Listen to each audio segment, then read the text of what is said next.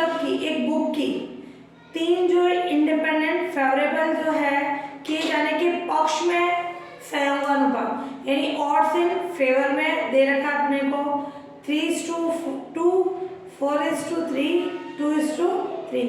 तो क्या पॉसिबिलिटी है कि तीनों जो है मैं जो समीक्षक जो है उसमें बहुमत पुस्तक के पक्ष में होना चाहिए, जो मेजोरिटी जो है क्या होनी चाहिए, बुक के फेवर में होनी चाहिए, वो कंडीशन अपने को फाइंड करनी है।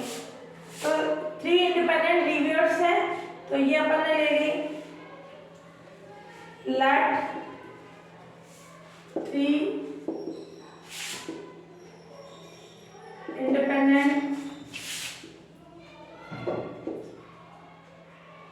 रिव्यूअर्स जो है समीक्षक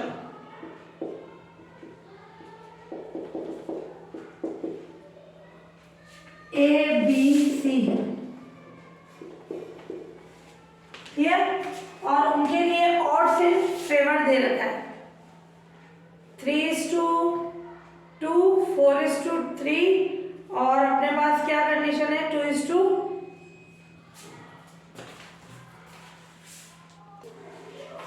क्लियर। तो 3 इंडिपेंडेंट रिव्यूअर्स है, ये गिवन है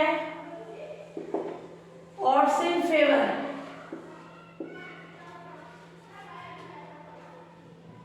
यानी पक्ष में संयोगानुपात।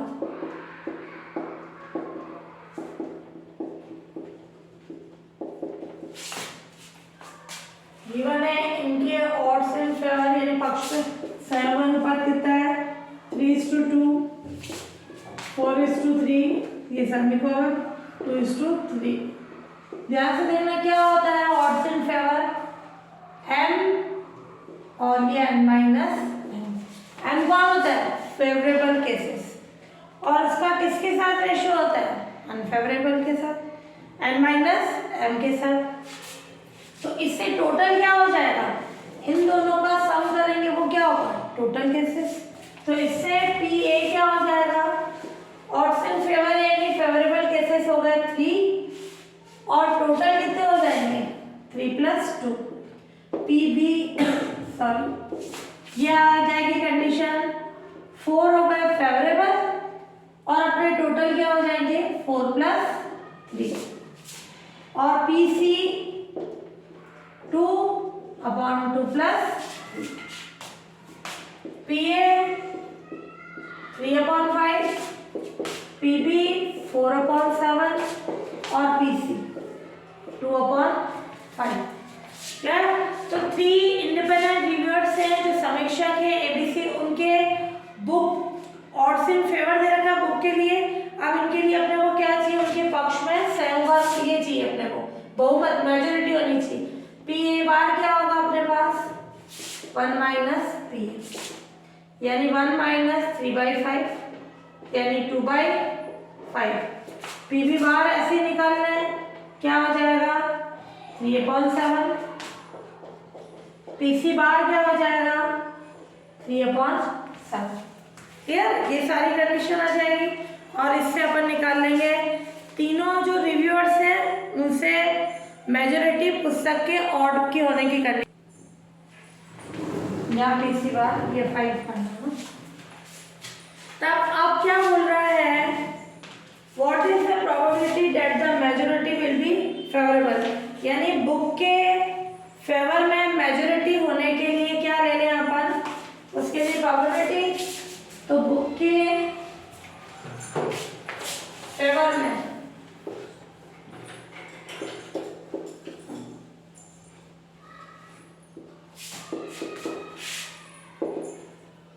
मेजॉरिटी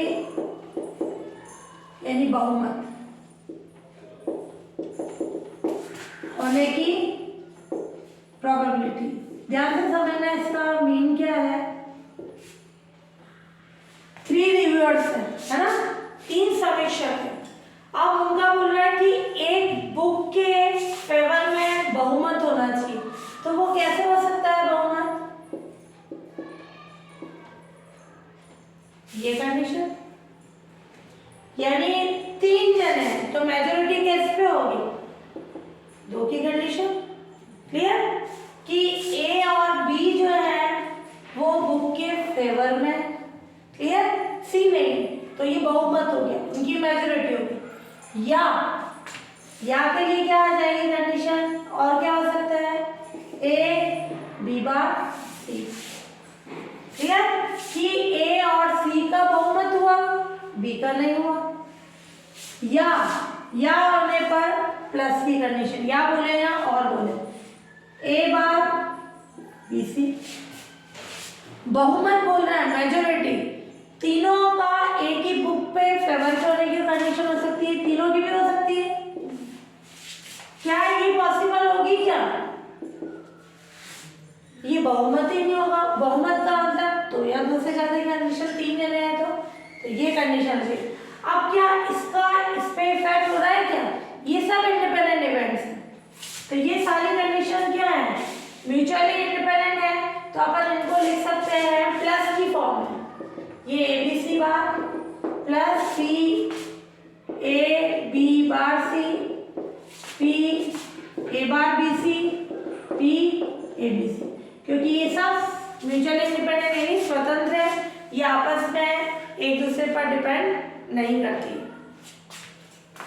तो ये प्लस की फॉर्म आ गई। फिर अब अपन देखिए कंडीशन वापस, इनटू के लिए क्या फॉर्मूला होगा, पी ए पी बी इसी बार,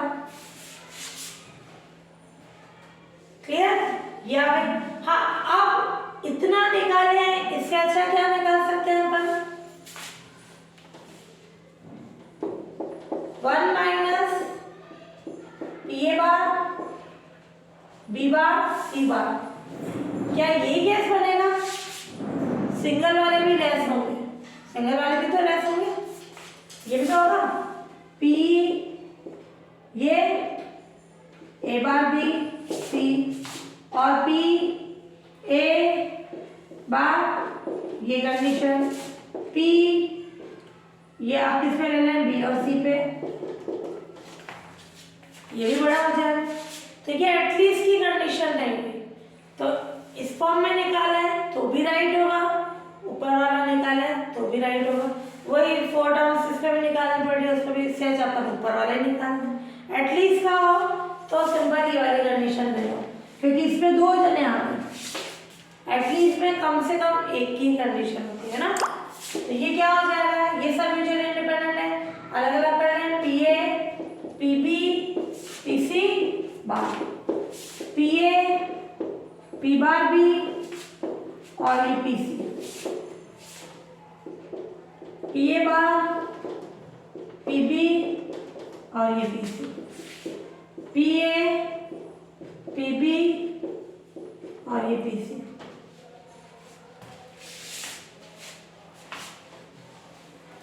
इन सब की वैल्यू रखो, पी ए कितना है अपने पास 3/5 4/7 और पी सी बार यानी 3/5, पी ए 3/5 3/7 पी सी यानी 2/5 और फिर ये बार 2/5 4/7 2/5 3/5 4/7 2/5, इन सबका सम करोगे तो 94/175 आ जाएगा। और हमेशा सॉल्यूशन चेक करना प्रोबेबिलिटी का 0 से 1 के बीच में, या 0 के इक्वल या 1 के इक्वल, 1 से बड़ा नहीं आना चाहिए, ना ही नेगेटिव होनी चाहिए। एग्जाम्पल 5th,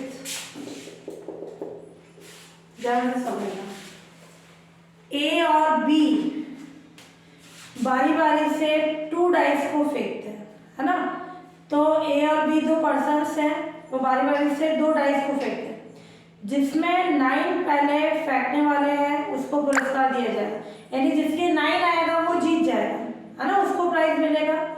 तो प्रूफ करना है कि ए को फर्स्ट चांस दी जाएगा, है ना, फर्स्ट चांस किसकी है, पहले ए की है, तो उसके द्वारा जीतने की प्रोबेबिलिटी का जो रेशियो है 9:8 है। 2 डाइस है, फर्स्ट उस पे क्या डिजिट्स होंगे, ये क्या आना चाहिए डिजिट्स का सम 9। क्लियर? कैसे कैसे आ सकता है 3 6 या ये भी आपस में बदल सकते हैं 6 3 कि फर्स्ट डाइस पे 3 आया सेकंड पे 6 या फर्स्ट पे 6 आई अलग अलग कंडीशन हो गई ये 3 ये 4 5 5 4 क्लियर? ये कैसे होंगे और हो नहीं सकते। तो 9 आने के लिए फेवरेबल केसेस क्या हो जाएंगे ये 3 6 6 3 4 5 पहले क्वेश्चन का मीन समझना क्या बोल रहा है ना।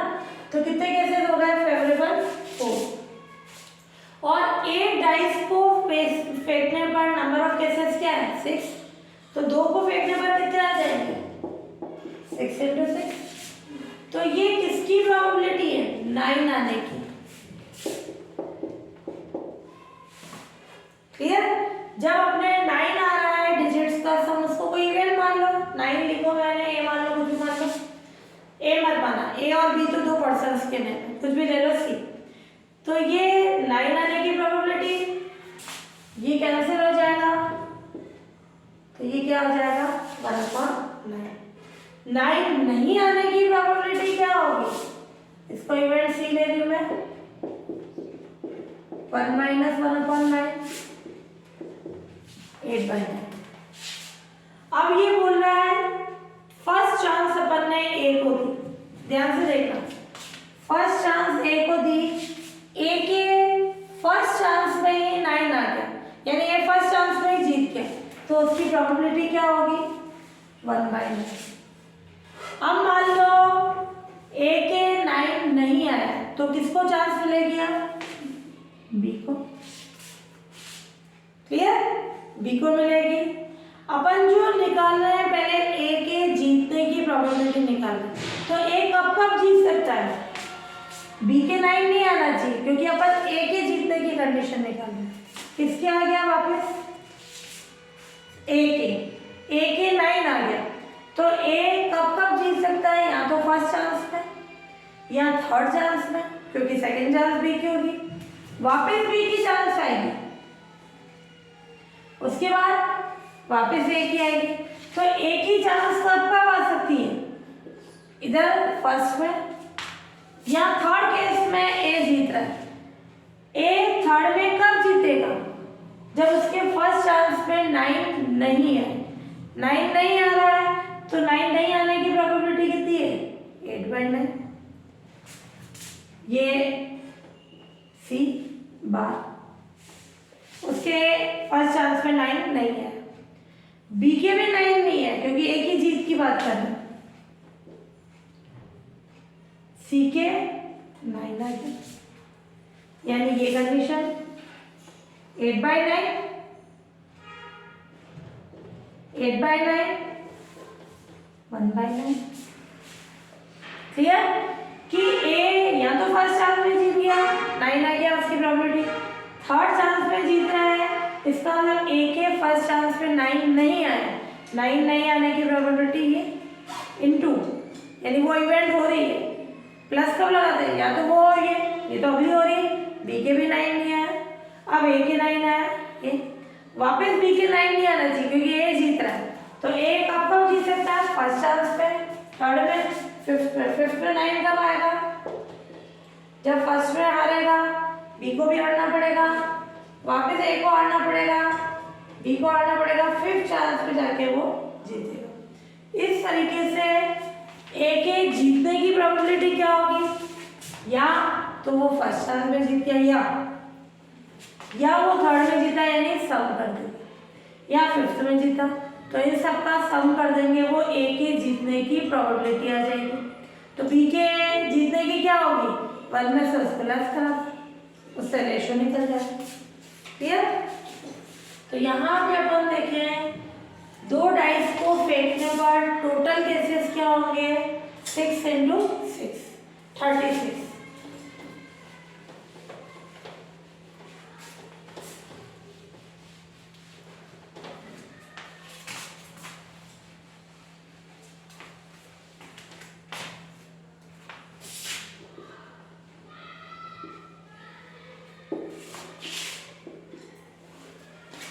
तो 2 डाइस को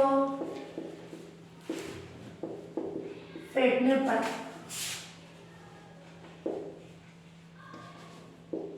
number of total cases 6 into 6 यानी 36। क्लियर। फिर हम अपन क्या बोल रहे हैं, दोनों डाइस पे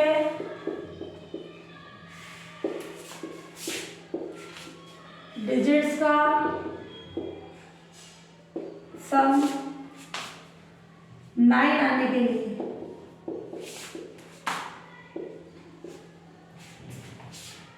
9 कैसे आएगा, 6 3 3 6 4 5 5 के लिए नंबर ऑफ फेवरेबल केसेस।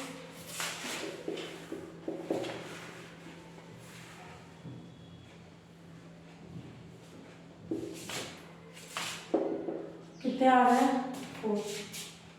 तो 9 आने की प्रोबेबिलिटी क्या होगी, डिजिट्स का सम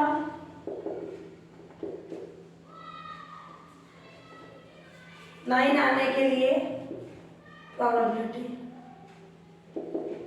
1/9, नहीं पहले favourable cases, number of favourable cases कितने हैं, 9 आने के लिए 4, टोटल केसेस कितने हैं 36 यानी 1/9। 9 नहीं आने के लिए प्रोबेबिलिटी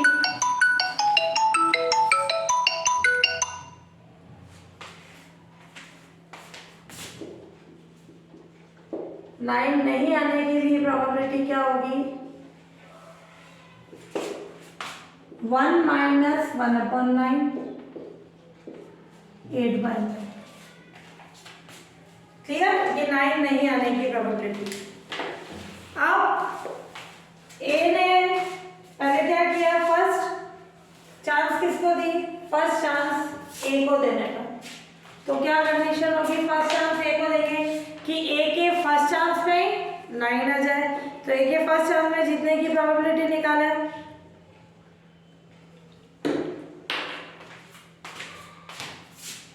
ए को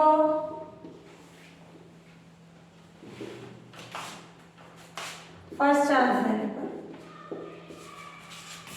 ए जीत सकता है, या तो फर्स्ट चांस में या थर्ड चांस में देने पर ए जीत सकता है, या तो फर्स्ट चांस में कि डायरेक्ट उसके 9 आ जाए, या थर्ड चांस में तो ए या तो फर्स्ट चांस में जीत जाए, या थर्ड में जीत जाए, या फिफ्थ में जीत जाए। क्लियर है ना। तो ऐसे इनफाइनाइट तक कंडीशन जाएगी। तो अपन कंडीशन लेंगे, जब ए फर्स्ट चांस में जीत रहा है तो उसकी प्रोबेबिलिटी क्या होगी, जब ए फर्स्ट चांस में जीता है तब प्रोबेबिलिटी 1/9, और फिर जब ए थर्ड चांस में जीता है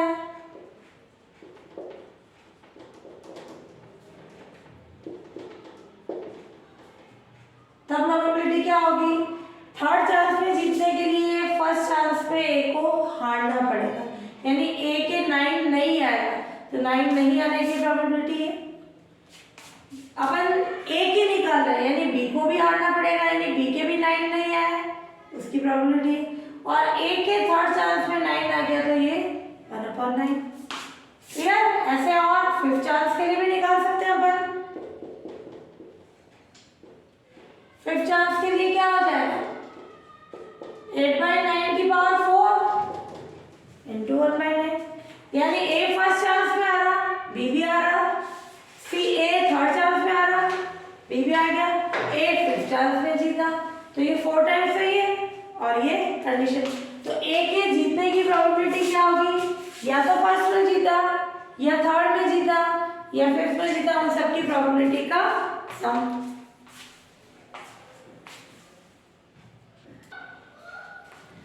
तो ए के जीतने की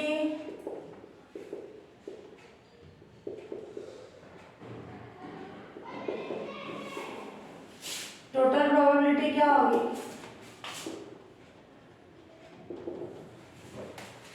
है ना, सबका क्या कर दे सम कि वो फर्स्ट चांस में ही जीत गया, थर्ड में जीता यानी ये कंडीशन, फिफ्थ चांस में जीता और फोर्थ 1/9 एंड सम। ये क्या है? ये इनफाइनाइट जीपी। क्लियर? ये कैसे हो गई? इनफाइनाइट जीपी, अनंत गुणोत्तर श्रेणी, है ना। ज्योमेट्रिकल प्रोग्रेशन इसका सम कितना होता है? a/1 - r।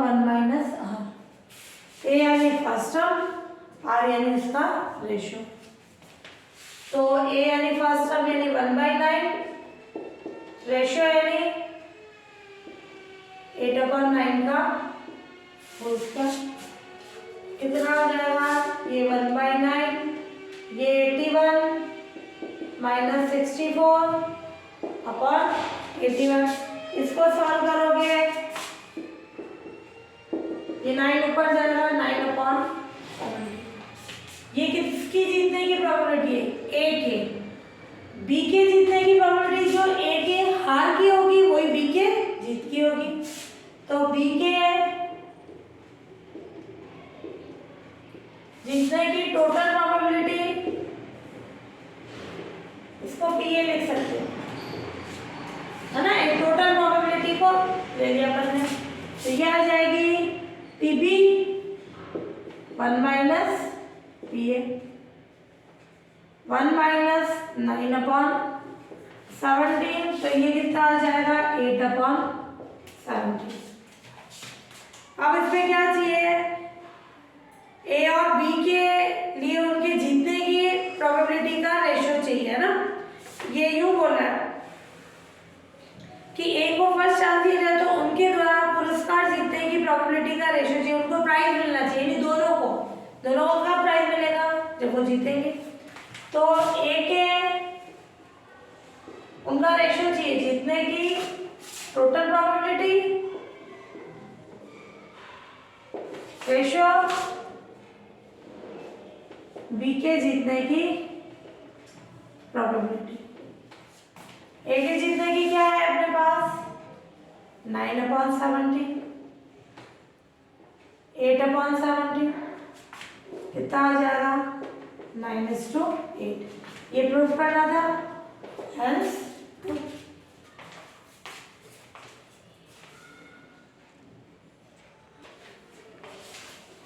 एग्जाम्पल ध्यान से समझना, सिंपल ही है क्वेश्चन। एक कोई इक्विपमेंट है यानी एक ऑपरेटस उपकरण है, ये तभी वर्क करेगा जब उसके 3 कंपोनेंट्स हैं ए बी सी। कोई एक ऑपरेटस है, उस पे 3 कंपोनेंट्स है, 3 घटक है ए बी सी। क्लियर? ये ऑपरेटस जो इक्विपमेंट काम करेगा जब ये तीनों कंपोनेंट काम कर रहे हो। क्लियर? यानी इनमें से कोई भी एक कंपोनेंट खराब हो गया तो ये काम नहीं करेगा। तो किसी वर्ष ए के खराब होने की प्रोबेबिलिटी, यानी इस कंपोनेंट ए के खराब होने की प्रोबेबिलिटी दे रखी, बी के खराब होने की, सी के खराब होने की। तो वर्ष समाप्ति से पहले यानी ईयर के लास्ट में पहले ऑपरेटस के खराब होने की प्रोबेबिलिटी क्या है कि ऑपरेटस खराब होगा। अब ऑपरेटस कैसे खराब हो सकता है? या तो तीनों खराब हो, या 2-2 खराब हो, या एक खराब हो। तीनों सही होंगे तभी ऑपरेटस काम करेगा। क्लियर? तो अगर अपन क्या करें, 1 में से क्या लेस करा दें? तीनों के सही होने की कंडीशन। ए बी सी है खराब होने के कंपोनेंट की कंडीशन, और ए बार बी बार सी बार है उनके सही होने की। तो 1 में से सही होने की कंडीशन लेस करा दे तो वो खराब होने की आ जाएगी।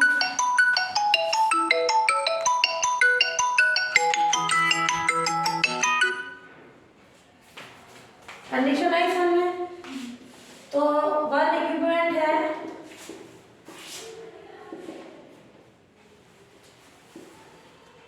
यानी उपकरण है, उसके 3 कंपोनेंट्स हैं।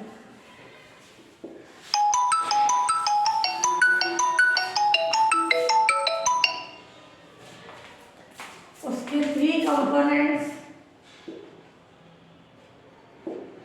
A, B and C। Clear? Given है A, B एंड C के खराब होने की प्रोबेबिलिटी।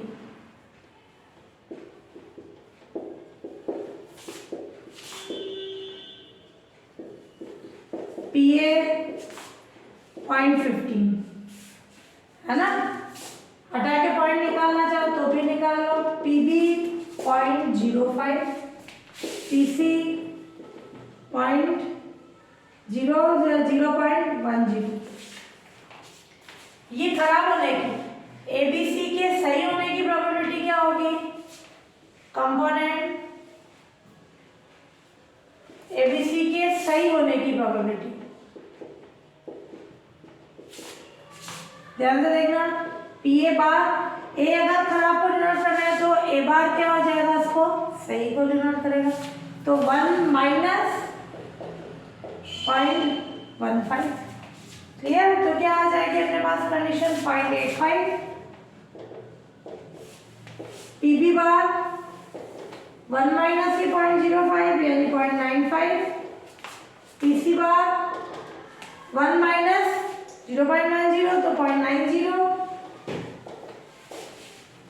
अब अपने को ऑपरेटर्स के खराब होने की प्रोबेबिलिटी निकालनी कि ये इक्विपमेंट क्या होना चाहिए, खराब। तो क्या करें, इक्विपमेंट के खराब होने की प्रोबेबिलिटी।